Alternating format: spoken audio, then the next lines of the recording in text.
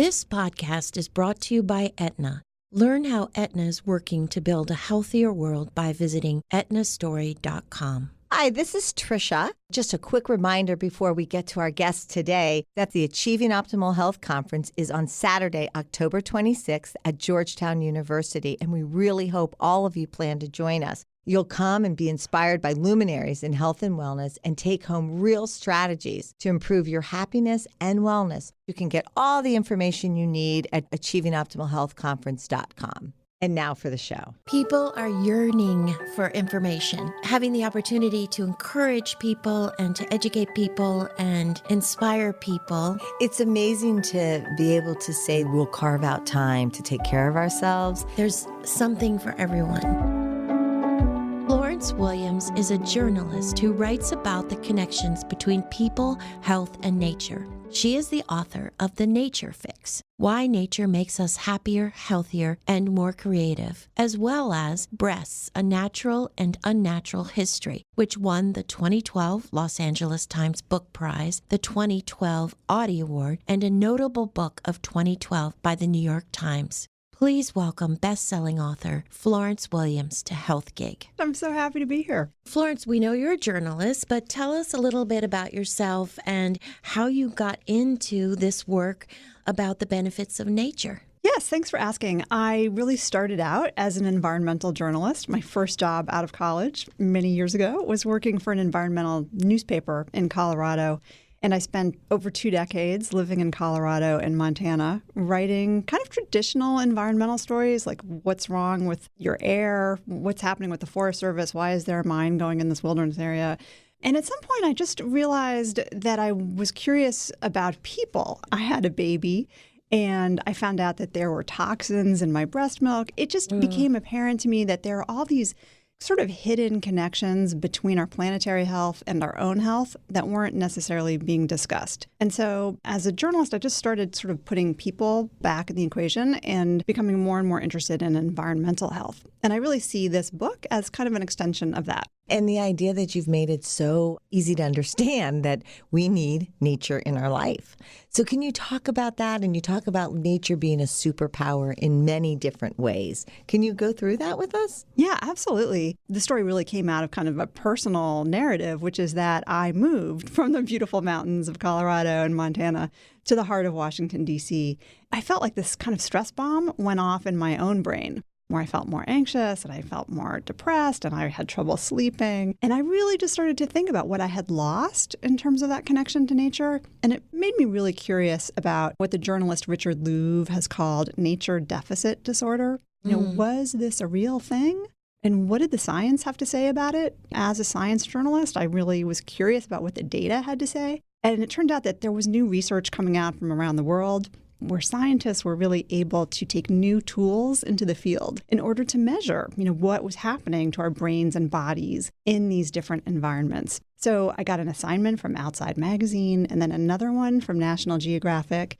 And those magazines really sent me around the world to talk to these scientists. What I found out about, and I organized the book by dose, is that even, 5 minutes in nature can start to make a difference. Even a view of trees or a lawn or, just greenery outside our window can make a difference in things like hospital patients, how much medication they require.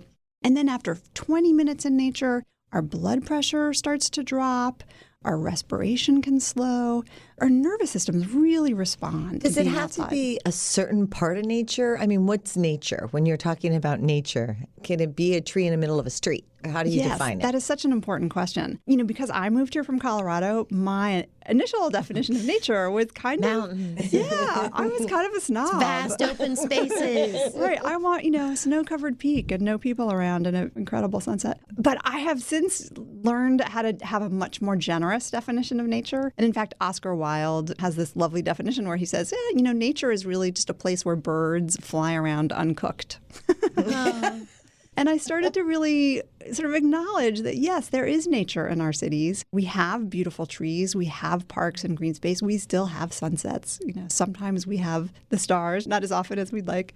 Sometimes we have the moon. And I have really learned how to sort of find beauty in the city as a way to calm down and to find beauty where I can find it, because now I know so much about how it is helpful to us. Patricia and I always love the science behind everything. When you were in Japan, weren't you involved in some studies that studied college students and hanging out in forests as opposed to city streets? Japan was actually the first place I went because as a country, it has really promoted the policy of forest bathing, what they call shinrin-yoku. And this is what I wrote about for Outside initially. Forest bathing is just the practice of really opening up all of your senses when you're outside. And in Japan, they now have several dozen of what they call forest therapy trails. What, again, does that look like? It's really just a trail. It's just a trail. But because it has a designation like that, I think people know it's a place they can go where they can feel better. And also there are all these rangers who will tell people from Tokyo, here's how you forest bathe. And they're trained. They're trained. And there's a really specific set of what they call sort of invitations to close your eyes, hear the sounds of the forest, feel the breeze on your face. These are invitations that do help engage all of your senses. And that, in turn, is what's really linked to these wonderful benefits we see in our nervous systems. So that's when we calm down. We have to kind of put aside our to-do list and all the things that are still churning through our brains when we sort of go for a quick walk in the city. And so these invitations help pull us out of our thinking mode, help our sensory brains turn on. And that's kind of when the magic happens. That's that mindful state. That's when we see that changes in blood pressure drop even after 15 or 20 minutes. People's moods are reported to increase. Their heart rate variability really changes in a way that's kind of more beneficial for stress. So to get those benefits, do you have to consciously say, I am now going forest bathing? I don't think you have to take those steps. I think what the steps do is that they give you a little bit of a shortcut. I don't necessarily take all those steps, although when I am on my sort of daily walk, and I really do try to do one every day, even if it's 30 minutes, in the parks near my house, I will sort of say to myself, oh, wait, what am I hearing? Yeah. Which birds are around? Oh, I want to find out which blossoms are coming out this week. And otherwise, I will just kind of space out and think about what's for dinner. We all do that. And because I don't have a half a day or 3 days to lie under the stars, it is helpful, I think, to give myself certain cues just to pull me out of that busy city brain. This morning in preparation for the interview, I told Trish I went forest bathing. So I decided to listen to the sights and sounds and notice the smells and everything. And one of the things that I noticed were the songs of the birds and how beautiful that was. And you talk about the effect of the sound of birds. There are researchers out there who are studying all of these elements of nature and sort of how they make us feel. And so there are some scientists who are really looking at bird sound. And they're also, by the way, looking at urban noise pollution and the many ways that stresses us out, especially these low rumbling sounds of, highway traffic or road traffic. And, of course, airplanes. There's so many of them in my The neighborhood. leaf blower. I heard you talk about the leaf blower. They are the bane of my existence, especially because I work at home. And so I just hear them all day. Yeah, so what the science has shown is that when we hear birdsong, and also, by the way, when we hear water sounds, like a creek, or sort of gentle wind sounds through the trees, those are the three sort of magic sounds that really help us feel centered and grounded and kind of slow us down a little bit. If you think about it, when birds are chirping, sort of all is right in the world. And we evolved with those sounds. Our brains, our nervous systems evolved outside, right? For almost all of our existence, except for the last, 100 years, we have lived in more naturalistic environments. And so it makes sense that our brains on some levels just feel comfortable outside. And our nervous systems, our perceptual systems know how to interpret those sounds and those visual cues of being outside. Whereas driving through a traffic circle in Washington, D.C., it's very overwhelming to our senses and our nervous system. And we have to actually filter out kind of the sensations of modern life, which is an exhausting task. That's so true. So, Doro, how did you feel after you went forest bathing? Oh, I felt good. I felt relaxed and calm, and it's really true. You talk about, too, in the book about forest bathing by yourself and then forest bathings with others. Can you talk about that? Is it a good thing to be with someone else? The thing about nature is that it's so individualistic. It will change depending on sort of our needs. I know personally there are times when I just want some solitude. I need to work something out. I want to think about something, even if I'm writing something and I need sort of the creativity of sort of mind wandering outside. It's great to be alone.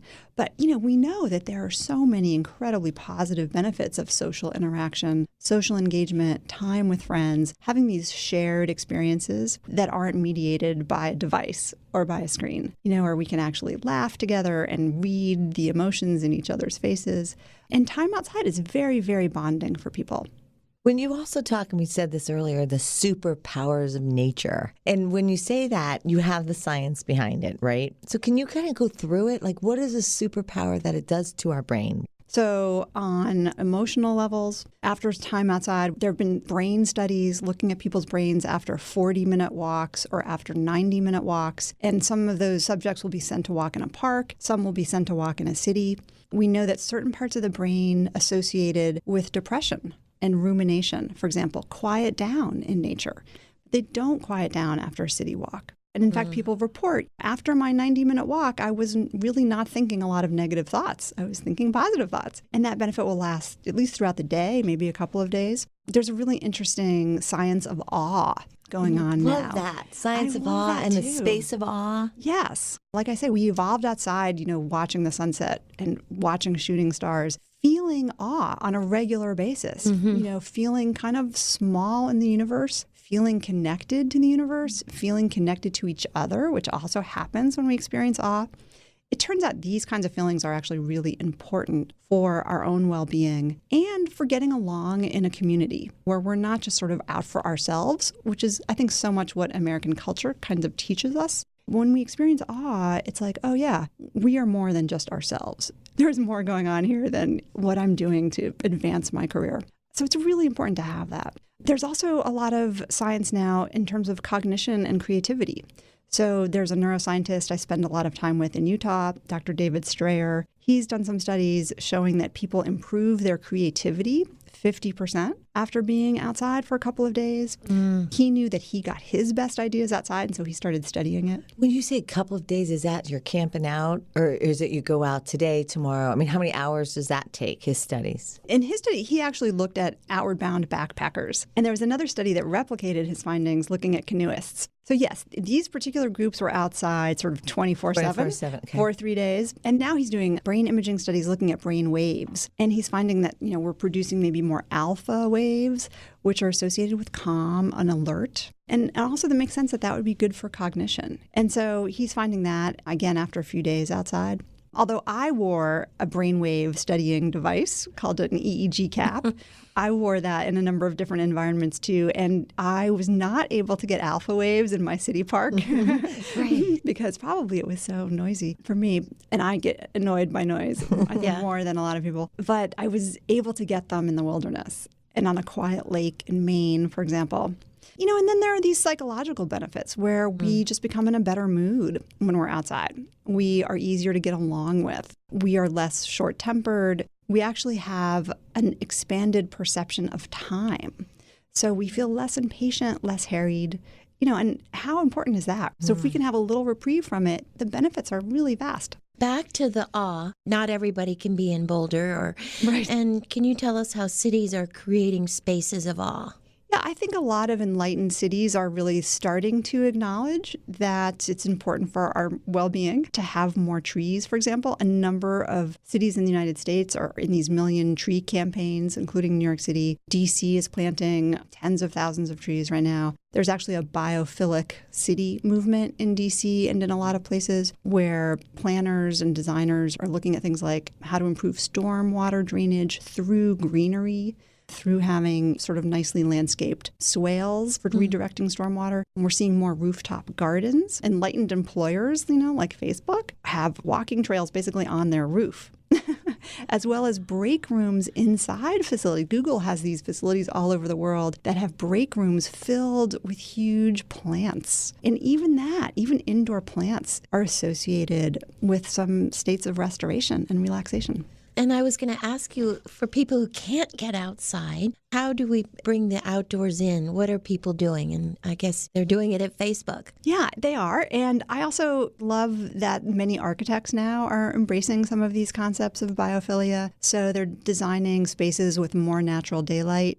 spaces where you can kind of tell what's happening outside. You can like see the sun, sort of moving along the walls inside. Temperature variability within the buildings. Again, more of these sort of green walls and fountains inside. Natural materials. I think there are a lot of ways to make our indoor spaces more conducive to stress reduction and to productivity. It turns out that we're more alert if we're working in natural daylight. We all need the sort of bright light that we get from time outside. It helps us sleep better. It helps us feel more alert while we're working. Some people are looking into virtual reality. So, for example, there's a prison in Oregon where there are videos of nature sort of displayed on the walls in the gym. The inmates who exercise in those rooms have fewer incidences of aggression. They feel better than the inmates who are exercising in sort of a blank room. Just the idea that we seem to act like we are not part of nature. Right. So this is almost taking us back to the fact that we are a part of nature, right? Absolutely. Yeah. In a lot of Western cultures, we tend to think that we are separate from nature, that nature is out there.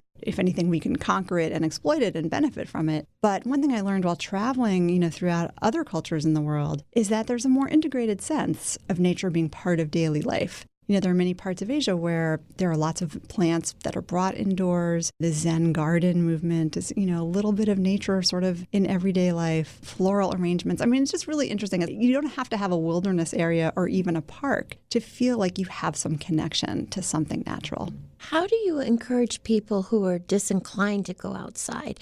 How do you encourage them to get out and enjoy nature and be part of it? I think it's just really important to tell them to try it. Yeah. And to start slowly. Maybe go with friends, or go with a group, because nature can feel intimidating to a lot of people. But it's funny. I mean, I have people who have told me, oh, I don't like nature. And then a little bit later, they'll say, oh, but I love going to the beach. Or I love gardening, or I love my pets, and all of those things are all ways of interacting with nature. So, I encourage people to pay attention to how they feel when they're in different environments. Not everyone is going to feel great after being in a forest. They're going to feel claustrophobic and they would prefer to be on a beach. And not everyone's going to like being on a beach. I think it's important that we sort of know what our own happy places are and then try to go to them and see how we feel. I think it's been sort of well established in studies that we tend to undervalue how nature will make us feel. And we overvalue what watching Netflix or eating ice cream will do for us. Yeah. I have this just very simple saying, which I tell people, which is, go outside, go often, bring friends or not, and just breathe. What's your nature fix? Oh, good question. My secret nature fix is that I'm actually total river rat. I love being on a river. I have a number of boats. I have a kayak and a canoe, and I own half a raft.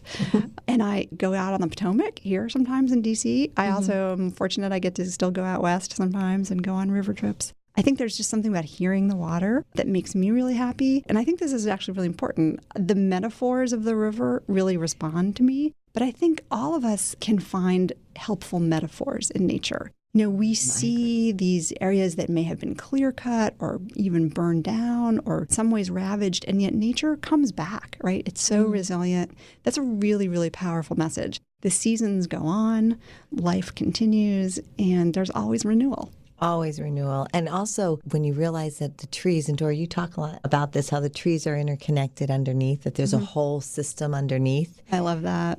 It's just crazy how we're all dependent on each other. Just on a physiological level, our bodies can pick up some of the chemical messengers going on between trees. The trees emit these aerosols, these phytoncides. Some of them are actually antibacterial, and it turns out they're really good for the human immune system as well. When I think of nature and the ocean, I think of my dad because he loved it so much. He passed his appreciation of nature and the ocean on to my brothers and me. Do you know what I mean? I think our culture, our family culture and our sort of broader culture are very, very integral, to how we respond to different environments. It's part of your family tradition. It's part of your sense of identity. It's part of your sense of self. And I think as humans, we are designed to feel that way. We have a natural affinity for these landscapes of our childhood. whether we just got to experience those landscapes maybe on summer breaks or, here and there. But I think our brains want to connect to those landscapes. And I think you also talk about the importance of getting our children outside. Absolutely. Can you talk about that and how they're not out there now? We were facing this huge, really now 2 generations, huge disconnection from nature. This has never happened before in the history of our species. So it's incredibly important to think about what it means for our health and for our well-being. I think a lot of parents are really anxious. They know it's not great for their kids to be on their phones all day long, to be watching television, to be playing with the iPad from the age of, 3 months old. We know that this maybe isn't so great. And we know that our kids want to play. I've rarely seen a kid who wasn't just automatically drawn to being outside, especially if they get to experience it at a young enough age. And so that's one of the reasons I think it's so important to connect kids early.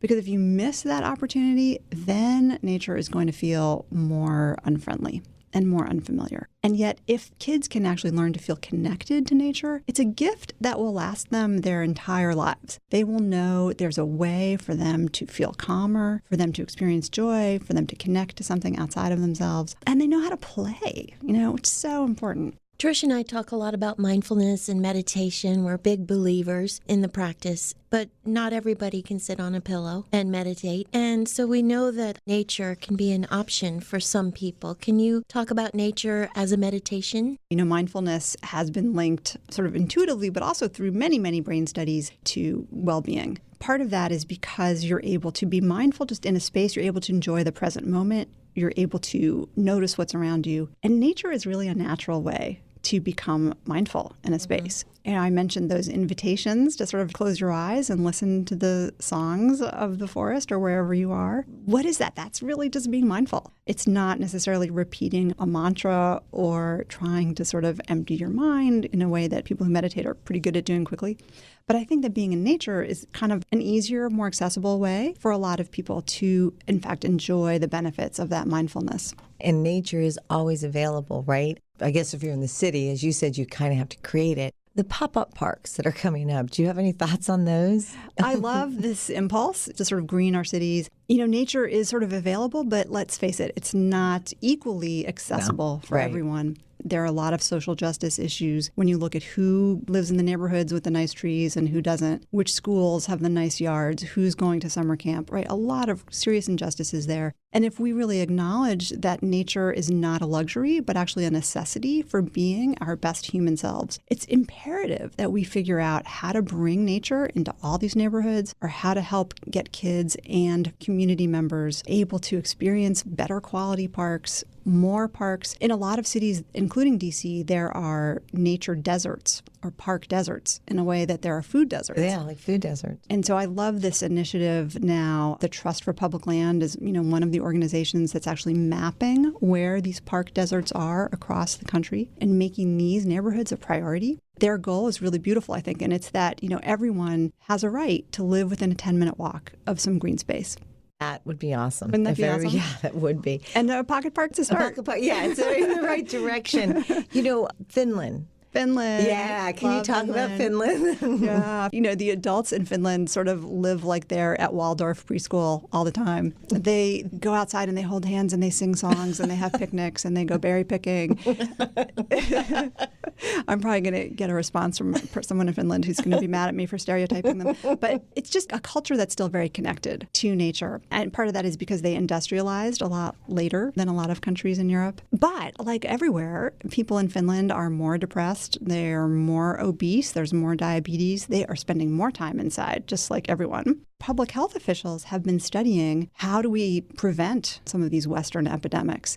And interestingly, they now have a specific sort of dosage recommendation for time in nature. And what the health officials are saying in Finland is that we think everyone should have a minimum dose of 5 hours a month of time in nature. So if you can get 10 hours a month, that's better. But 5 hours a month will actually prevent mild depression. So that's really a strong statement. Who knows if it'll apply to other cultures, but that amounts to 2 visits a week, 30 to 40 minutes each time. And not requiring the conscious idea of bathing in the forest, or no, just get out in nature. Just get out there, sit on a park bench. Eventually your sensory brain will wake up. You don't necessarily have to follow any kind of protocol. Right. Eventually your brain will realize it's in a beautiful place. In New Zealand, I hear there's a snorkel trail. Oh, I love that. Well, so that's really an example of how a city is trying to sort of build a space of awe. Wellington, New Zealand is on the coast. I guess there are some really cool things to see under the ocean there. So there's a designated snorkel trail. So you can put on your snorkel in downtown Wellington. I love that. Wade out into the ocean and have a little swim. Is your favorite poet Mary Oliver? I love Mary Oliver. Okay, so can I tell you a quote from Mary Oliver? Yes. Let's see if I can sort of do this from memory. Let me do what matters. And then the other part of that quote is, that is standing still and learning to be astonished. So beautiful. Beautiful. Talk about awe, right? Talk about awe, How to cultivate awe. Well, Florence, that went so fast, but we are so happy you came to talk with us today. We've loved having you. You have some podcasts on Audible, award-winning, I might add. One is called Breasts Unbound. Is that correct? Yes. And the other is The 3-Day Effect. Was it Breasts Unbound that won the Gracie Award? Actually, both. Both won the Gracie Award. I just found out about the other one about a week ago. But both of those podcast series, and their 6 to 8 part series, are based on my 2 books. So one is based on a book I wrote about breast health and environmental health and through our body parts. And the other one is based on the Nature Fix book. Fantastic. Thank you so much. Will you come back? Absolutely. It's been such a pleasure. Next time we'll have to do it while we're outside on a hike. Yeah. We can do a walking podcast. That would be great. Let's That'd do be it. Awesome. Thank you for joining us on Health Gig. We loved having you with us. We hope you'll tune in again next week. In the meantime, be sure to like and subscribe to this podcast and follow us on healthgigpod.com. I'm Trisha. And I'm Doro. Be well.